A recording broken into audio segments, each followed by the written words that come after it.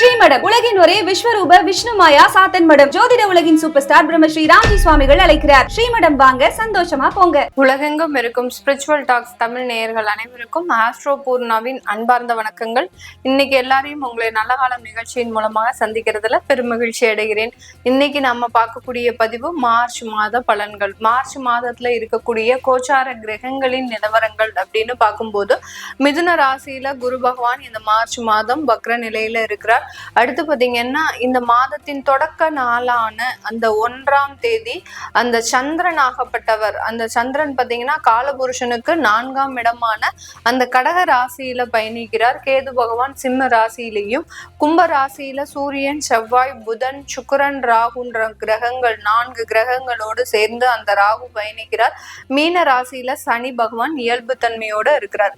இந்த மாதத்துல இருக்கக்கூடிய கிரகங்களின் பெயர்ச்சிகள் அப்படின்னு பார்க்கும்போது இந்த மாதம் 2 கிரகங்கள் மட்டும்தான் பயிற்சி ஆகுது. அதுல சுக்கிரன் உச்சம் பெற்று போக போறார் 2ஆம் தேதி மார்ச் மாதம் மீன ராசிக்கு.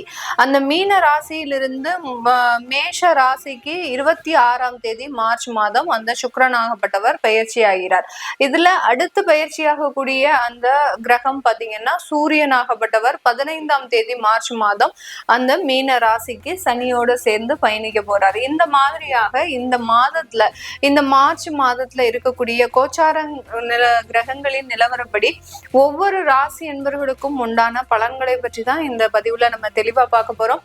இந்த சேனல்ல முதன்முறையா பாக்குறீங்க அப்படின்னா சப்ஸ்கிரைப் பண்ணிக்கோங்க, பெல் பட்டன்ல ஆல் ஆப்ஷன் சூஸ் பண்ணிக்கோங்க.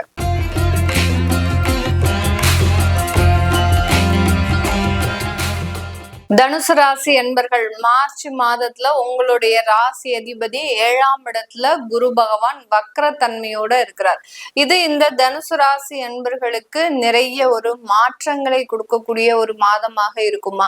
இன்னொரு இடத்துல பாத்தீங்கன்னா உங்களுடைய 3ஆம் இடத்துல 4 கிரகங்கள் சேர்க்கை. அடுத்து சுக்கிரனாகப்பட்டவர் உங்களுக்கு மாதத்தின் முதல்லையே 2ஆம் தேதியே பாத்தீங்கன்னா 4ஆம் இடத்துல உச்சம் பெற்று போறார். இந்த சுக்கிரனாகப்பட்டவர் இந்த மார்ச் மாதம் பாத்தீங்கன்னா இந்த தனுசு ராசி என்பவர்களுக்கு லாபஸ்தானாதிபதி ஆகப்பட்ட அந்த சுக்கிரன் 4ஆம் இடத்துல உச்சம் பெற்று சனியோட சேர்ந்து இருக்கிறதுனால இந்த காலகட்டம் முக்கியமாக பழைய கடன்களை நீங்க நிவர்த்தி செய்யக்கூடிய ஒரு தருணத்திற்கு வந்துருவீங்க.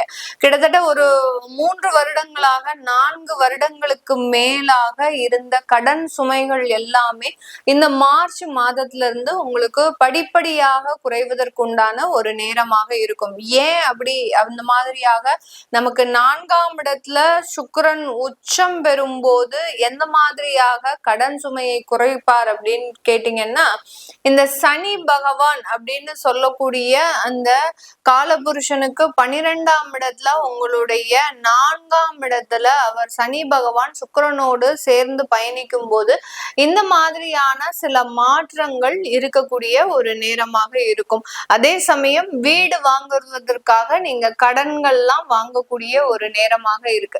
அதாவது வீடு வாங்குறதுக்கு ஒரு ஹோம் லோன் போடுறதோ, அடுத்து பாத்தீங்கன்னா உங்களுக்காக சில பர்சனல் முதலீடுகளை செய்யறதோ, ஏதோ ஒரு மெடிக்கல் இன்சூரன்ஸோ இல்ல பாத்தீங்கன்னா லாங் டேர்ம் இன்வெஸ்ட்மெண்டா சில மியூச்சுவல் ஃபண்ட்ஸ்ல போடுறது, இந்த மாதிரியான சில சேமிப்புகளாக மாற்றக்கூடிய ஒரு நேரமாக தான் இந்த தனுசு ராசி அன்பர்களுக்கு இந்த மார்ச் மாதம் முழுமையான ஒரு சேமிப்பாக மாறக்கூடிய ஒரு தருணமாக இருக்கும். ஏன்னா சனி பகவான் உங்களுடைய தனஸ்தானாதிபதி, அவர் உங்களுடைய லாபஸ்தானாதிபதியோட அந்த சுக்கிரன் உச்சம் பெறதுனால இந்த மாதிரியாக உங்களுடைய வருங்கால முதலீடுகளை நோக்கி பயணிக்கக்கூடிய ஒரு நேரமாக தான் இந்த தனுசு ராசி என்பர்களுக்கு இந்த மார்ச் மாதம் முழுமையான வருமானங்களை பெருக்கக்கூடிய ஒரு நேரமாக தான் இருக்க போகுது. தனுசு ராசி என்பர்களுக்கு வேலை ரீதியான சில வளர்ச்சிகளும் இந்த மாதத்துல இருக்கும். ஏன்னா தனுசு ராசி என்பர்கள் கிட்டத்தட்ட இவர்களினுடைய கோச்சார நிலவரப்படி கடந்த மாதங்கள், கடந்த வருடங்கள் எல்லாமே கொஞ்சம் கொஞ்சம் இவர்களுக்கு ஒரு சாதகமாக இருந்தாலும் கூட இவர்களினுடைய திசாபுத்தியின் அடிப்படையில் நிறைய தனுசு ராசி என்பர்கள் வேலை ரீதியான சில பிரச்சனைகளை சந்திச்சுட்டு தான் இருக்கிறாங்க. 7.5 சனியில போன வேலை பாத்தீங்கன்னா இன்னும் ஒரு நிரந்தர ஒரு வேலையாக இவர்களுக்கு மாறல. அதே மாதிரி தொழில் ரீதியான சில நஷ்டங்களையும் இவர்கள் இந்த தனுசு ராசி என்பர்கள் தொடர்ந்து ஒரு ஃபேஸ் பண்ணக்கூடிய ஒரு நிலைமையில தான் இருக்கிறாங்க. இது எல்லாமே இந்த மார்ச் மாதம் இவர்களுக்கு கொஞ்சம் கொஞ்சம் சாதகமாக இருக்கக்கூடிய ஒரு நேரம். அப்ப நமக்கு ஒரு மாசத்துல எல்லாமே சரியாயிடுமா அப்படின்னு கேட்டீங்கன்னா, உங்களுடைய தசாபுத்திகளின் அடிப்படையில் உங்களுக்கு நல்ல தசாபுத்தி ஸ்டார்ட் ஆயிடுச்சு அப்படின்னா இந்த கோச்சார கிரகங்களும் சேர்ந்து உங்களுக்கு சப்போர்ட்டிவா இருக்கும். அது இல்லாத பட்சத்துல உங்களுக்கு சில தொந்தரவுகளை கொடுத்தாலும் அதுல இருந்து மீண்டு வரக்கூடிய ஒரு கோச்சார கிரகங்களாக தான் இந்த மார்ச் மாதம் இந்த தனுசு ராசி என்பவர்களுக்கு இருக்கு. அதனால வேலை இல்லாமல் ஒரு நிரந்தர வேலைக்காக இருக்கக்கூடிய இந்த தனுசு ராசி என்பவர்களுக்கு இந்த மார்ச் மாதம் ஒரு நிரந்தர ஒரு வேலையையும் நிரந்தர ஒரு வருமானத்தையும் கொடுக்கக்கூடிய ஒரு நேரமாக இருக்கும். நிறைய பேர் பாத்தீங்கன்னா வெளிநாட்டுல இருந்து ஒரு டெம்பரவரி ஜாபா பண்ணிட்டு இருப்பாங்க. அதாவது படிச்ச படிப்பு என்னமோ MS லெவலுக்கு ஒரு பெரிய இன்ஜினியரிங் படிப்பு, ஒரு டாக்டரேட் இந்த மாதிரியாக எல்லாம் படிச்சுட்டு அங்க இந்த தனுசு ராசி என்பவர்கள் ஒரு சூப்பர் மார்க்கெட்லயோ இல்ல பாத்தீங்கன்னா ஒரு ஹாஸ்பிட்டல்லையோ இந்த மாதிரியாக ஒரு சின்ன லெவல் ஒரு உத்தியோகத்தை அனுபவிக்கக்கூடிய ஒரு நபர்களாக இருப்பாங்க. இதெல்லாம் அவர்களுக்கு ஒரு மிகப்பெரிய ஒரு மனவேதனை. நம்ம வெளிநாட்டுல போய் நல்லா இருக்கலாம் அப்படின்னு நினைச்சிட்டு வந்தோம்னா இன்னமும் நமக்கு ஒரு மிகப்பெரிய ஒரு மனவேதனை தான். அத அவர்கள் அந்த இடத்துல இருந்து சரி செய்ய முடியாத ஒரு நிலைமையில இருக்கிறாங்க. வீட்லயும் தெரிவிக்க முடியாத ஒரு நிலைமையில இருப்பாங்க. இது எல்லாமே இந்த மாதத்துல உங்களுக்கு முழுமையாக சரியாகக்கூடிய ஒரு தருணம். அதனால இந்த தனுசு ராசி அன்பர்கள் இந்த காலகட்டம் ஒரு மிகப்பெரிய ஒரு மாற்றத்தை வெளிநாட்டிலையும் சரி இங்க இருக்கக்கூடிய ஒரு நபர்களாக இருந்தாலும் சரி நிறைய ஒரு வாய்ப்புகளை பெறக்கூடிய ஒரு தருணம். அந்த வாய்ப்புகளை சரிவர பயன்படுத்துகிறீர்களா அப்படின்றதுதான் உங்களுடைய ராசி அதிபதி சொல்ல போறாரு. அந்த ராசி அதிபதி வக்ரமாக இருக்கும் போது உங்களுக்கு உண்டான சில சுயநலங்களை நீங்க யோசிக்கக்கூடிய ஒரு நேரம். ராசி அதிபதி குரு பகவானாக இருக்கும் போது அவரு நேர்மறையில வக்ரமாக இல்லாமல் இயல்பு நிலையில இருந்தாரு அப்படின்னா உங்களுடைய நலனை தவிர்த்து நீங்க மற்றவர்களின் நலனுக்காக நீங்க போராடுவீங்க. இப்ப வக்ரமாக இருக்கிறதுனால உங்களுடைய நலனுக்காக நம்ம நல்லா செட்டில் ஆகணும், நம்ம வாழ்க்கையில நல்லா சம்பாதிக்கணும், அதே மாதிரி சமுதாயத்துல ஒரு அந்தஸ்தோட இருக்கணும், நமக்குன்னு ஒரு வீடு வாகனம் வாங்கணும் இப்படின்ற மாதிரியான சில எண்ணங்கள் தான் இருக்குமே ஒழிய இந்த இடத்துல மற்றவர்களுடைய நலனுக்காக இடம் கொடுக்காத ஒரு நபர்களாக தான் இந்த தனுசு ராசி என்பர்கள் இருப்பாங்க. அதனால இந்த ராசி என்பர்களுக்கு இந்த மாதத்தை பொறுத்த மட்டுக்கும் உங்களுக்கு ஒரு சாட்டிஸ்ஃபையாக இருக்கக்கூடிய ஒரு நேரமாக தான் இருக்கும். என்ன முதல் நாளே அதாவது இந்த ராசிக்கு முதல் நாள் மார்ச் 1ஆம் தேதியே பாத்தீங்கன்னா சந்திரன் 8ஆம் இடத்துல இருக்கிறாரு.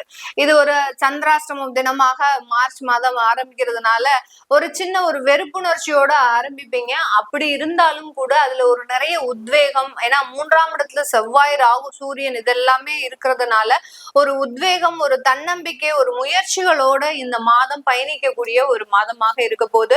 இந்த காலகட்டத்துல தொழில் ரீதியான லாபங்கள் அதிகரிக்கும். அடுத்து பாத்தீங்கன்னா அதிர்ஷ்ட யோகங்கள், லாட்டரி சம்பந்தப்பட்ட விஷயத்துல அதிர்ஷ்ட யோகங்கள் கிடைக்கிறதுக்கு உண்டான ஒரு அமைப்பாகவும் தான் இந்த தனுசு ராசி என்பர்களுக்கு இருக்க போது. இதெல்லாமே நான் சொன்ன மாதிரி கோச்சார நிலவரப்படி பலன்களை கணிச்சு சொல்லியிருக்கிறேன். இதுல திருமண வரன்கள் சம்பந்தப்பட்ட சில பிரச்சனைகள் உங்களுடைய ஜாதக ரீதியாக தான் நீங்க பார்க்க முடியும். கோச்சார நிலவரப்படி நம்ம இந்த தனுசு ராசி என்பர்களுக்கு உங்களுக்கு இந்த மாசம் கல்யாண ஏற்பாடுகள் நிறைய நடக்கும் அப்படின்னு சொன்னோம்னா அதுல சின்ன சின்ன சேஞ்சஸ் கண்டிப்பாக வரும். ஏன்னா திருமணம் ரீதியாக எல்லாருமே பாத்தீங்கன்னா இந்த ராசி என்பர்கள் மட்டுமல்லாது எல்லா ராசி என்பர்களும் ஏதாவது ஒரு தடைகள் இருக்கா, கிட்டத்தட்ட ஒரு 2 வருஷத்துக்கு மேல வரன்கள் தேடிட்டு இருக்கிறோம், எங்களுக்கு அமைய மாட்டேங்குது அப்படின்னு சொல்றவங்க கண்டிப்பாக உங்களுடைய சுய ஜாதகத்தை பாக்குறது நல்லது. அதனால நிறைய ஒரு மாற்றங்கள் உங்களுக்கு கிடைக்கும். அதை பார்க்கணும் விருப்பப்படுறவங்க கீழே இருக்கிற நம்பருக்கு வாட்ஸ்அப்ல அப்பாயின்மெண்ட் வாங்கிக்கிட்டு நீங்க கன்சல்ட் பண்ணிக்கலாம். உங்களுடைய குழந்தைகளுக்கு ஜாதகம் எழுதணும், நியூமராலஜி படி பயிர் வைக்கணும்னு நினைக்கிறவங்களும் கீழே இருக்கிற நம்பருக்கு வாட்ஸ்அப்ல மெசேஜ் அனுப்புங்க. அதற்குண்டான விவரங்கள் தெரிய வரும். உங்களிடமிருந்து விடைபெறுவது உங்கள் ஆஸ்ட்ரோ பூர்ணா. நன்றி, வணக்கம்.